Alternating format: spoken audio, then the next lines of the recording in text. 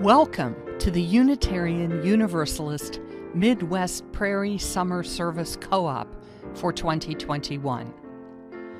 As our congregations begin planning to reopen in-person gatherings this fall after our long pandemic separation, we take this opportunity for a series of virtual visits with some of our neighboring UU churches over the summer weeks.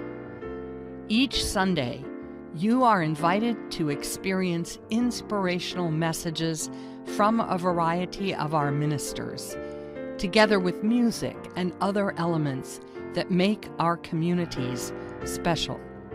We hope that this morning's service will engage your thoughts and lift your spirits, giving you courage to make a difference in the world and helping to strengthen the connections that sustain us all.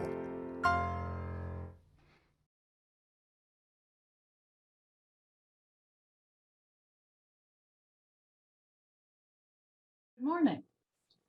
I'm the Rev Jill Jarvis, speaking to you from Kansas City, Missouri, and I'm delighted to welcome you today to this 8th service in our Summer of Cooperative Virtual Worship.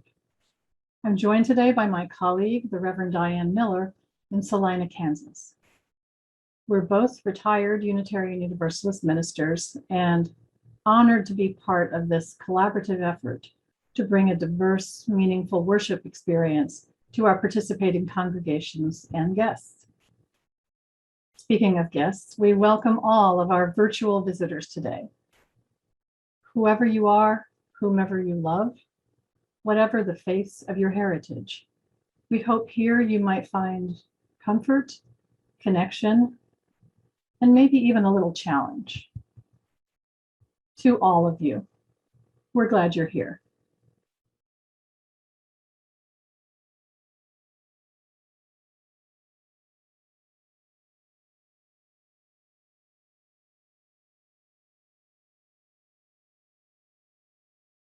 For each child that's born, a morning star rises and sings to the universe who we are. For each child that's born, a morning star rises and sings to the universe who we are. Oh, for each child that's born, a morning star rises and sings to the universe who we are. Oh, for each child that's born, a morning star rises and sings to the universe who we are.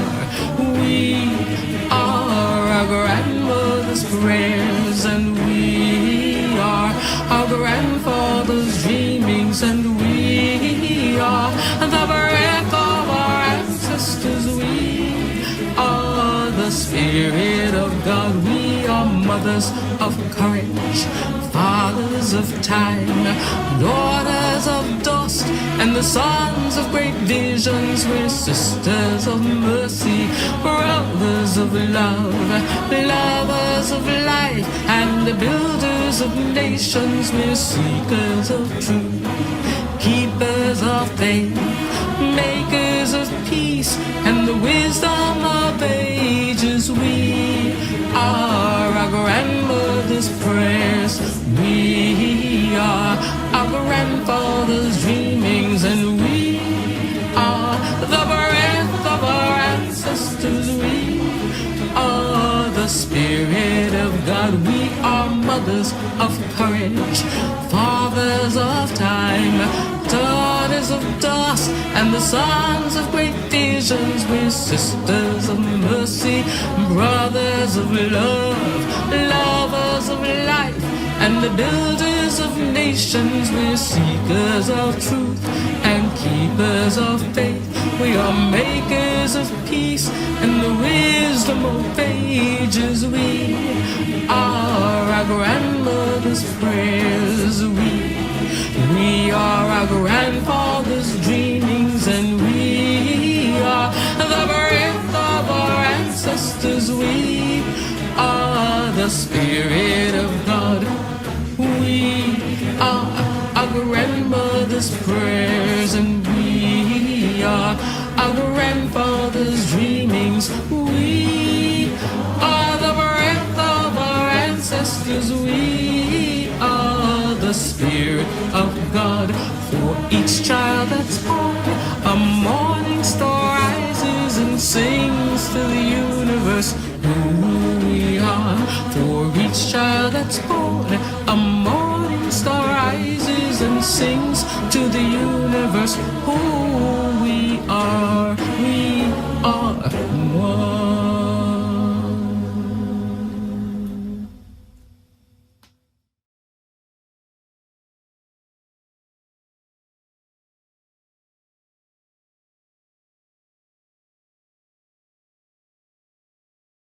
Life comes for us in 1,000 different ways, undoes plans and upends traditions, knocks down the doors of our defense.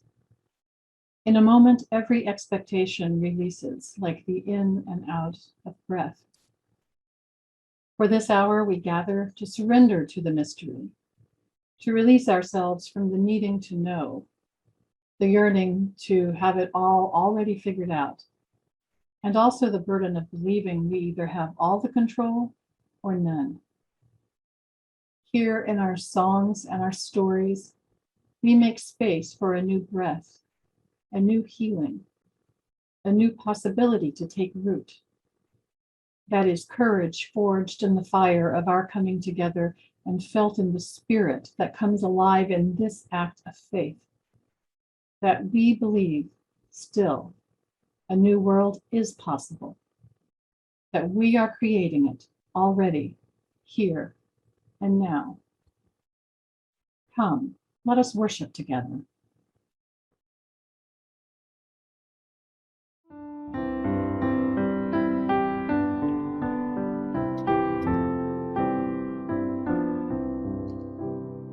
We are gathered in the Spirit, our bodies are all part, filled with joy and touched with wonder, separate hands but mingled hearts, giving thanks and singing praises for the love that calls us on from our many different places. We are gathered into one.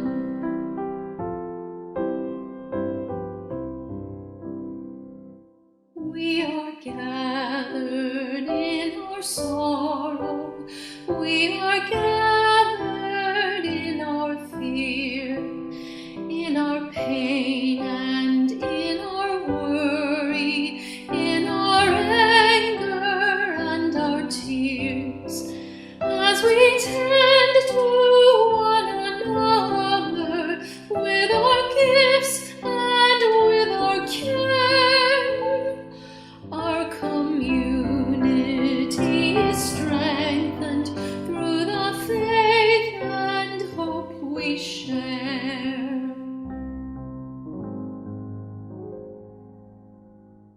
We are gathered in commitment to a planet that is home. Works of justice, acts of kindness, bless the world and heal our souls.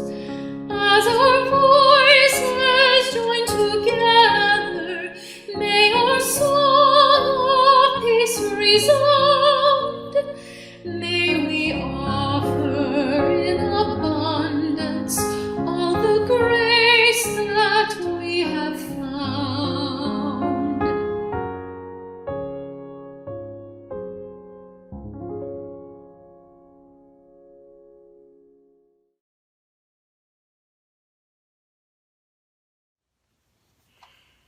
Chalice lighting. If you have a personal chalice at home or a family chalice that you like to light for our Zoom services, I invite you to light it along with mine today.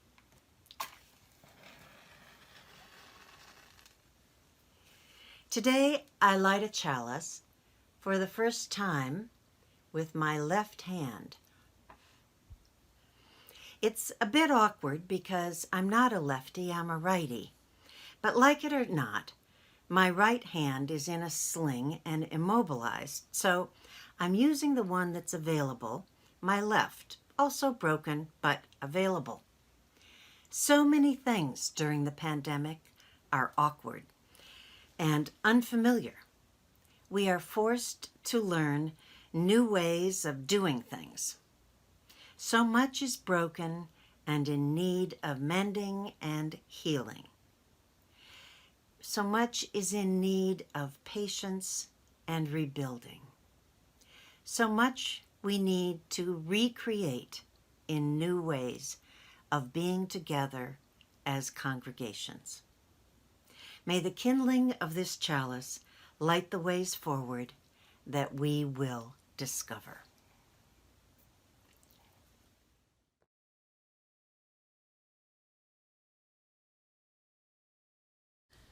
The Great Realization is a poem about a dad telling a bedtime story to his son. First, the dad describes the world that was before the COVID pandemic, a world that to most people seems normal. Then the virus arrives. Some people, maybe some of us, are living through the pandemic, just like the dad describes.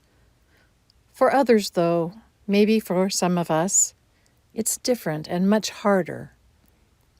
But then, well, let's listen to this tale of a future better world that someday could be real, especially if we work to build it together.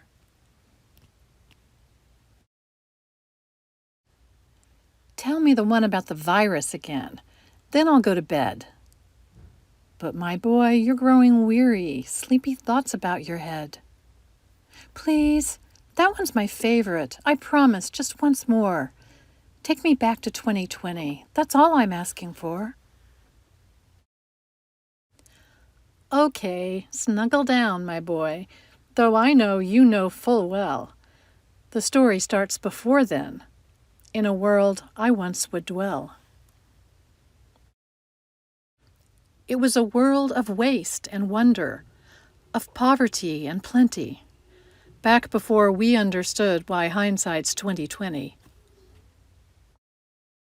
You see, the people came up with companies to trade across all lands, but they swelled and got much bigger than we ever could have planned.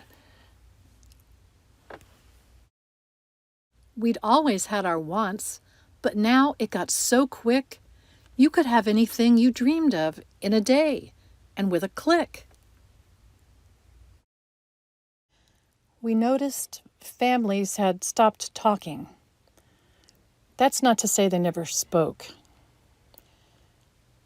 But the meaning must have melted, and the work-life balance broke. And the children's eyes grew squarer, and every toddler had a phone. They filtered out the imperfections, but amidst the noise, they felt alone.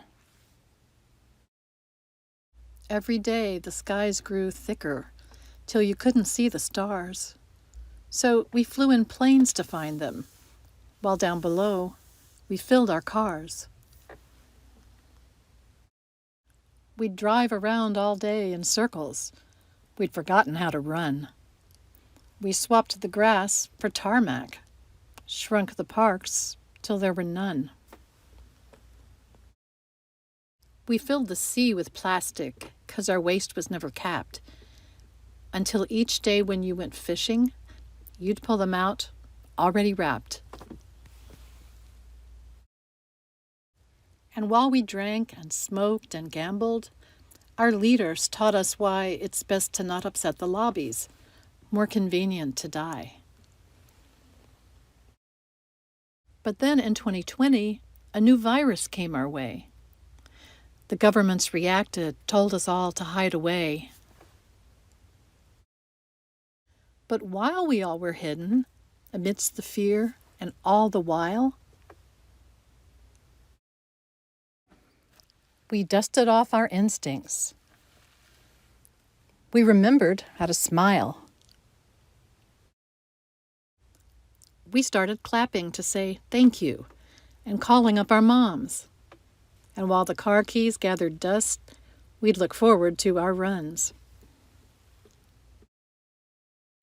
And with the skies less full of voyagers, the earth began to breathe. And the beaches bore new wildlife that scuttled off into the seas. Some people started dancing. Some were singing. Some were baking. We'd grown so used to bad news, but there was good news in the making. Old habits became extinct, and they made way for the new. And every simple act of kindness was now given its due. And so when we found the cure, and were allowed to go outside, we all preferred the world we found to the one we'd left behind. But why did it take a virus to bring the people back together? Well, sometimes you get sick, my boy, before you start feeling better. So lie down now and dream of tomorrow and all the things that we can do. And who knows, if you dream hard enough, maybe some of them will come true. We now call it the Great Realization. And yes, since then there have been many. But that's the story of how it started. And why hindsight's 2020.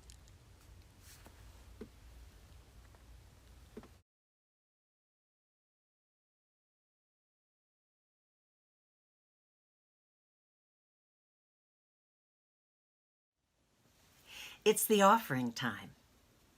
Generosity is good. Generosity is a virtue. It is an essential element of a living faith. Giving is a spiritual discipline. The methods of giving vary from congregation to congregation. This is how we sustain our faith, our witness in our communities, our presence in this world. This is a time to give, to cultivate a generous spirit. Offer your support. Make a gift. Provide your pledge. Be of generous heart. Feel good about it. Be thankful for the ways you can give.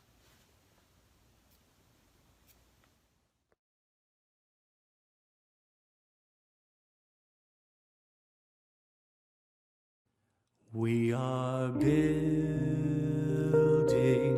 a new way. We are building a new way.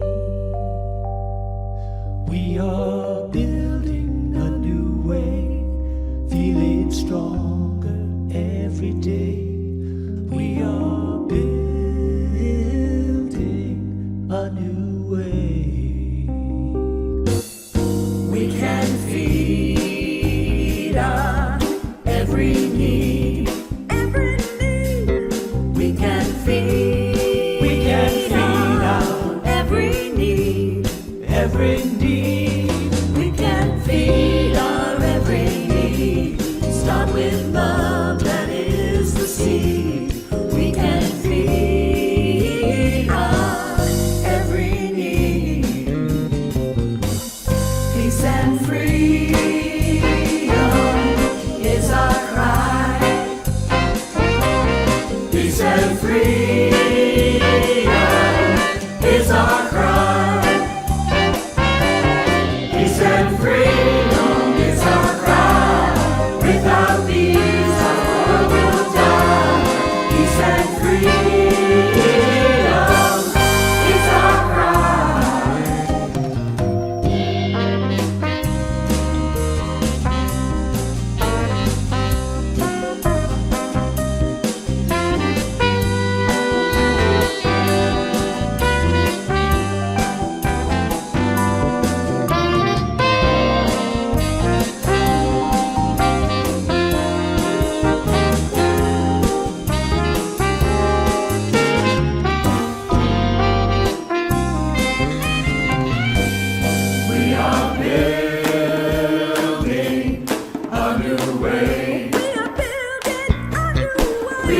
are building a new way.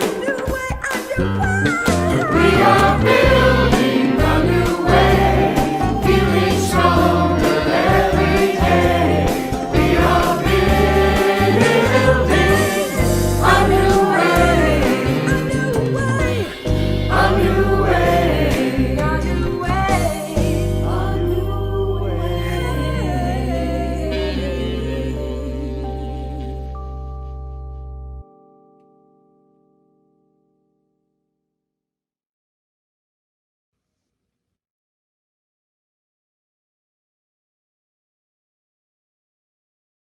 About a month ago, I received an email from a French friend of mine.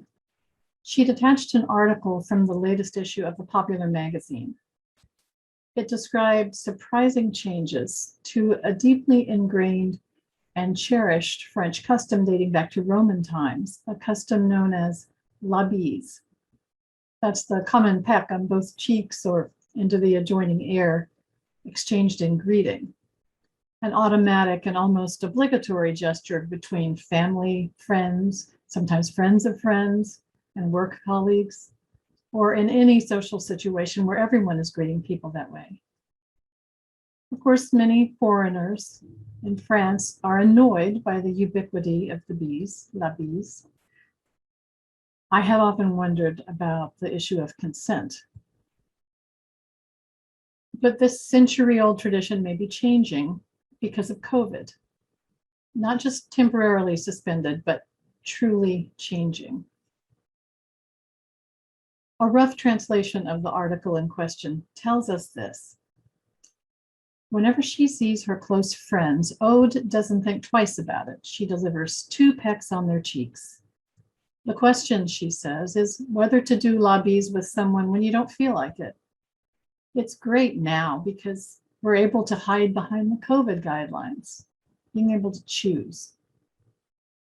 Others, like Frank, see it as a means for people to reconnect with their friends and family after a long period of distancing. He says, once vaccinated, you're a little less careful about the safety measures. You give yourself permission, but now only with people close to you. Pauline works as a marketing director. Among her colleagues, they've adopted new habits. The elbow bump, the wave from a distance, we don't worry about la bise anymore. I don't think that's going to change. What strikes me most about this development is not only how easily people can adapt when they're forced to fundamentally change a thoroughly ingrained tradition, but also that at least some French people, notably younger people, were already uncomfortable with that tradition, but didn't imagine it could change, let alone that they themselves might start to change it. Maybe you can see an analogy to what our congregations have experienced in the last year and a half.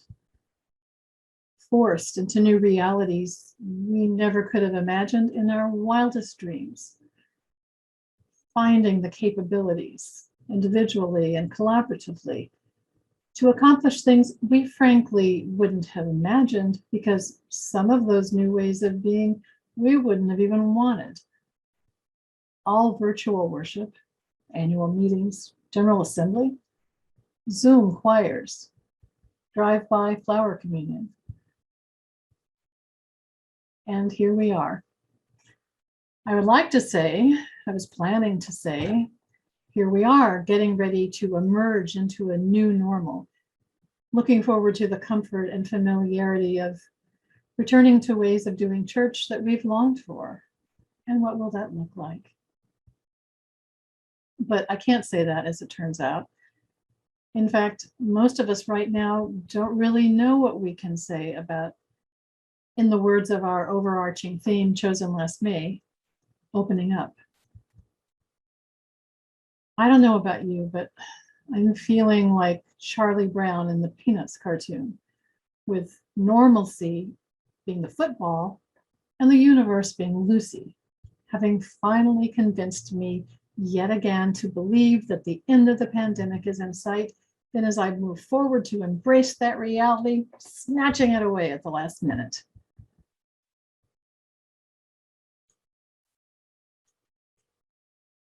But like Charlie Brown, I'm willing to trust again in faith that the universe is ultimately more accommodating than Lucy. I truly believe that one of these days we will be safely together again in physical space, that it will probably look different than what we remembered and we're hoping to recreate. But I don't know what that new way of doing church will look like. Living into our missions and answering our calls. None of us knows that. I suspect that when we finally do get to the point where it feels safe to physically gather in community, whether next month or next year, we're going to viscerally rejoice in being able to look into each other's actual eyes, not an image on a screen. Someday being able to join our voices in song and move our bodies as we're able in creating meaningful rituals, just settling into the comfort and security of beloved religious home. That is as it should be. We're called as Unitarian Universalists to provide comfort in times of grief, loss, chaos. Church is also a place, physical, virtual, or otherwise, that offers the possibility of transformation for ourselves, for our congregations, for the larger community, and for the world. But let's name the fact that sometimes it feels very hard to attend to both those purposes of beloved community, because they sometimes feel almost mutually exclusive. Transformation requires something hard of us, to be open to vulnerability, struggle, loss of the familiar and cherished. All things we've had more than enough of by now, thank you very much. All things that lead us to crave comfort and security. Yet in the midst of chaos, we have the opportunity to move beyond our comfort zones and venture forth into the unknown, and without a metaphorical map. We mostly like maps. We like to know where we're going and how to get there, what we might encounter or should avoid along the way.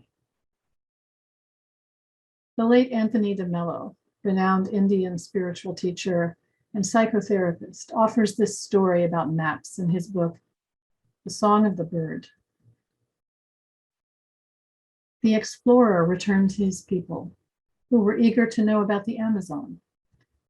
But how could he ever put into words the feelings that flooded his heart when he saw exotic flowers and heard the night sounds of the forests, when he sensed the danger of wild beasts or paddled his canoe over treacherous rapids?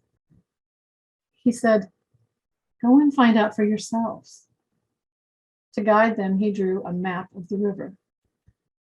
They pounced upon the map. They framed it in their town hall. They made copies of it for themselves. And all who had a copy considered themselves experts on the river.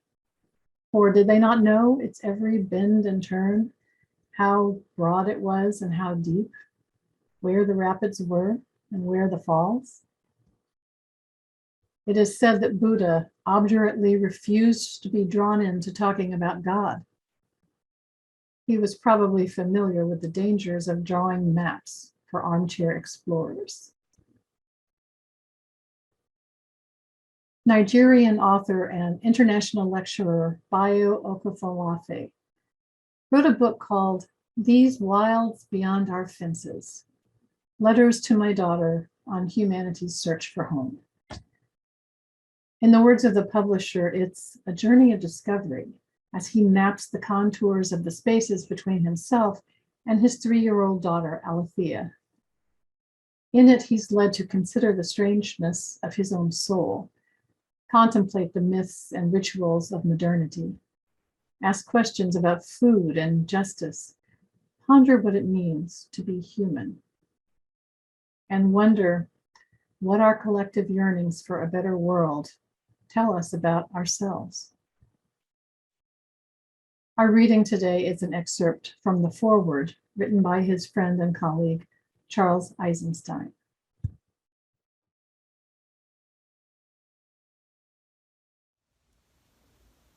The reading. Dear Althea, I met your father when he was a young man, still searching for a proper channel for his ambition. This, more than our intellectual resonance, is what called us into friendship. You see, our generation faced a quandary.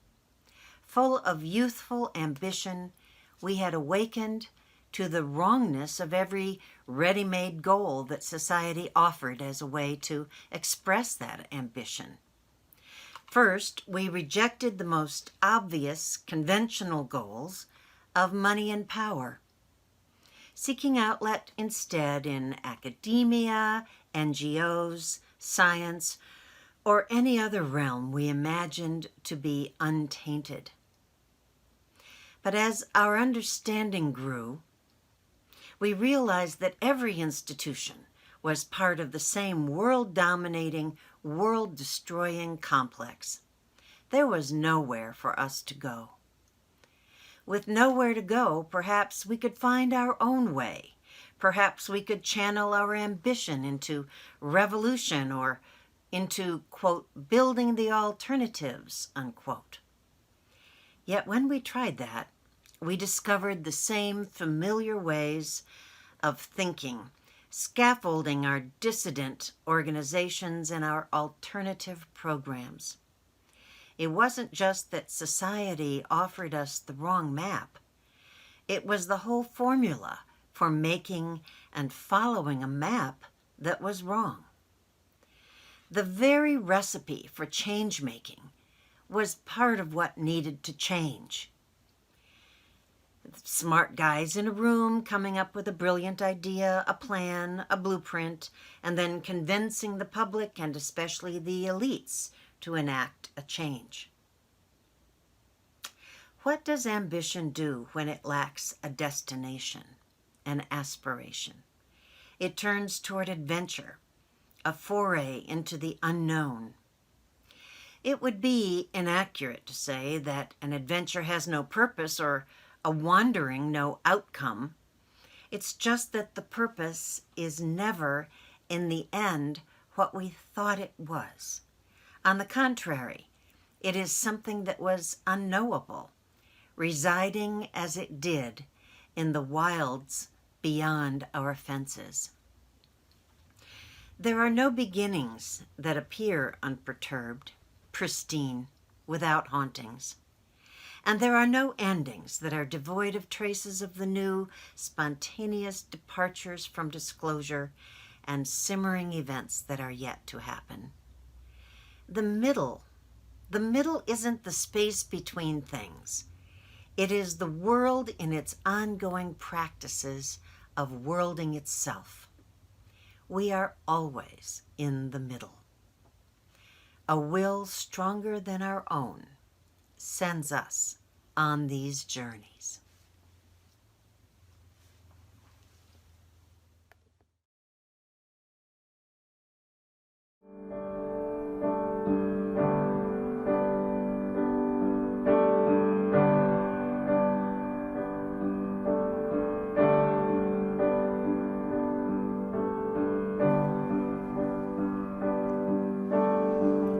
We shall be known by the company we keep, by the ones who circle around to tend these fires. We shall be known by the ones who sow and reap the seeds of change alive from deep within the earth. It is time now.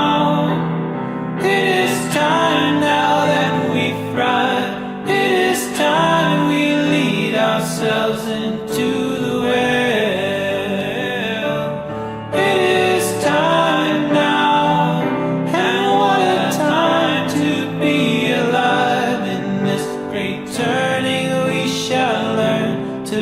lead in love. In this great turning we shall learn to lead in love. We shall be known by the company we keep, by the ones who circle around to tend these fires. We shall be known by the ones who sow and reap the seeds of change alive from deep within the earth. It is time now. It is time now that we thrive. It is time we lead ourselves into the well. It is time now, and what a time to be alive. In this great turning we shall learn to lead in love. In this great turning we shall learn to lead in love.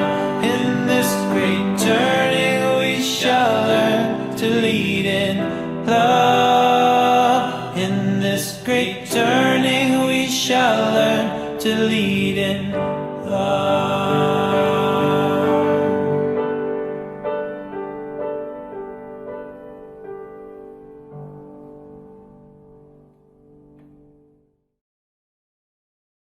This is the time of a great turning, this unexpected, unsolicited, unwanted opportunity for profound change.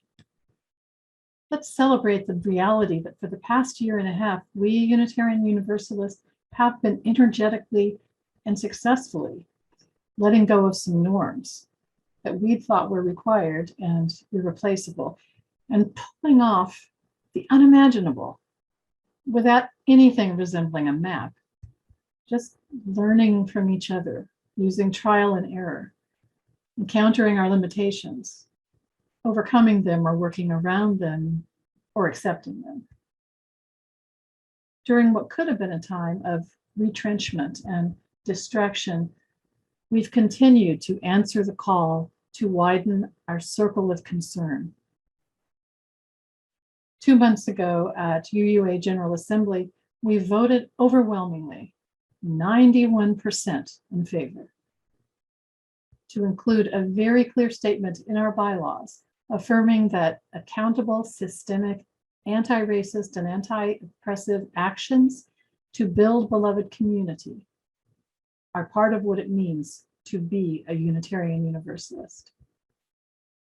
And that's a very clear commitment to continuing this urgently important but very difficult work. We encounter resistance in the larger American culture. We encounter resistance within our congregations. We encounter resistance even within ourselves. But it is time now, when so much is still in flux, when we've been pushed beyond some of our traditional boundaries, it is time, now that we have the inner strength of our own experience showing us that when we have to, we are able to show up together and do hard things. That map or no map, we won't turn back. Can we admit, though, that resistance from without or within can be discouraging? Well, I'd like to offer you a lens through which we might observe this adventure we're on. You might be familiar with Parker Palmer, the American author, educator, and activist for spiritual and social change. Palmer has observed patterns in the ways that movements for change unfold, and he has something important to say about resistance. That resistance is not a checkmate. In fact, Parker says resistance is the place where things begin. A movement's evolution unfolds in 4 sequential steps, which Parker describes as follows. See if any of these patterns resonate with your experience. Step 1 is when an individual begins to feel a cognitive dissonance between their own values or experience and the culture of their movement or organization. They might increasingly feel a lack of integrity in being part of that culture. But they believe they're alone in these feelings, so they don't say anything. It feels unsafe to speak their truth. Step 2 is when the individual feels so uncomfortable, they finally do speak up and find they're not alone after all. Indeed, there have been others all along who share the discomfort with the supposedly cherished status quo. It's a little like the French and la bise. Once some of these emerging dissidents discover each other, they begin to share mutual support and encouragement. Eventually, they move on to step 3. Empowered by this new awareness of a supportive dissident community within the larger one, the newly minted activists go public with their convictions. They share their concerns within the wider communal discourse where they can be heard and responded to, where they can educate, be questioned and challenged, where they can raise awareness, where they can have influence. And so the evolving movement arrives at the 4th step. Alternative rewards emerge to sustain the new vision. The activists start to feel empowered by that vision as it becomes established. They find ways to create new, exciting opportunities to build a community that truly reflects their deepest values. And resistance is an inherent part of the evolution of a movement for change every step of the way.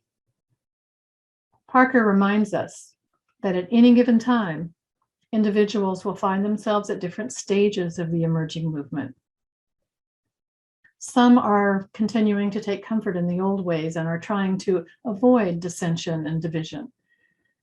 Some are finally beginning to acknowledge, even to themselves, their own discomfort with the status quo. Some are just discovering they have allies. Some are actively going public to raise a larger awareness and inviting discussion or even debate. And some are creating ways for diverse individuals to participate in the joys and satisfactions offered by an emerging transformative and liberatory movement. And that 4th step, by the way, that is not the end. The goal is that this new movement circles back to intersect with the culture or the institution from which it emerged. Because movements have to keep moving. A movement that stops out of complacency, self-satisfaction, or in response to resistance will die.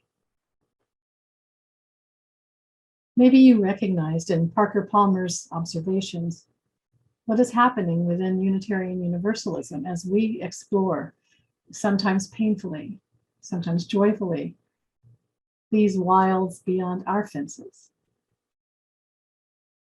There may not be maps to guide us as this territory remains as yet unexplored, but there are patterns that provide context, and maybe we can find some encouragement there.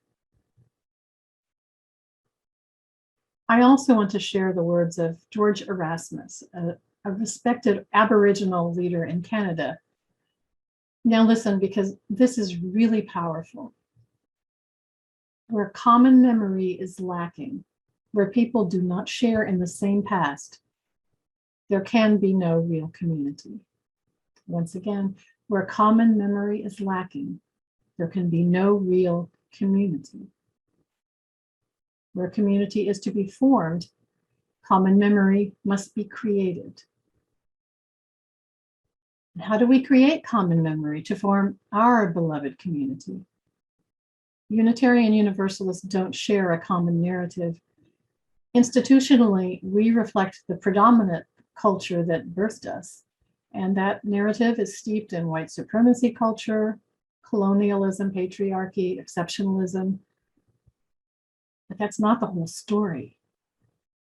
If we hope to create an inclusive common memory, if we're committed to widening our circle of concern, then those whose narrative has long been considered foundational, the norm, have a very uncomfortable and difficult task in front of them, in front of us, as I recognize myself among them.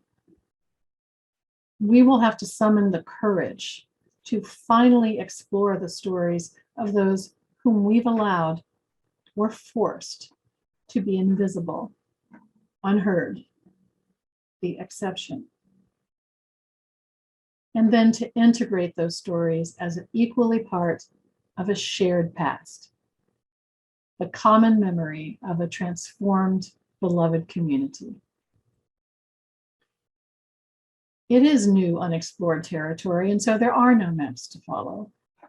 Vulnerability, trust, courage, and faith are required. We may not have a complete vision of a larger, radically inclusive, life-affirming, paradigm-shattering, beloved community of common memory. But we already know what must lie at its heart. There must be freedom. There must be justice. There must be compassion. And I'm pretty sure there must be singing. Will you join me?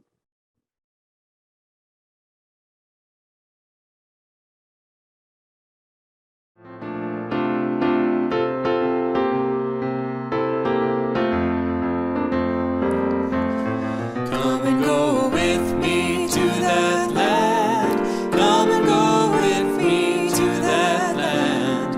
Come and go with me to that land where I'm bound, where I'm bound.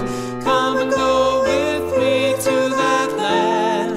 Come and go with me to that land. Come and go with me to that land where I'm bound. There'll be freedom in that land. There'll be freedom in that land. There'll be freedom in that land where I'm bound, where I'm bound. There'll be freedom in that land. There'll be freedom in that land. There'll be freedom in that land where I'm bound. There'll be justice in that land. There'll be justice in that land. There'll be justice in that land where I'm bound, where I'm bound. There'll be justice in that land. There'll be justice in that land. There'll be justice in that land where I'm bound. There'll be singing in that land. There'll be singing in that land. There'll be singing in that land where I'm bound, where I'm bound. There'll be singing in that land. There'll be singing in that land. There'll be singing in that land where I'm bound.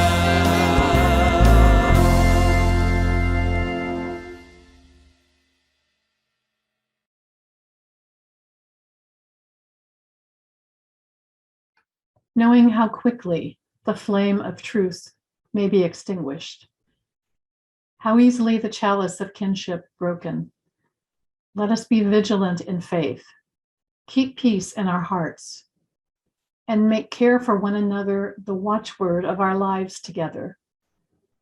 So our light goes out everywhere into the world. May peace be with you.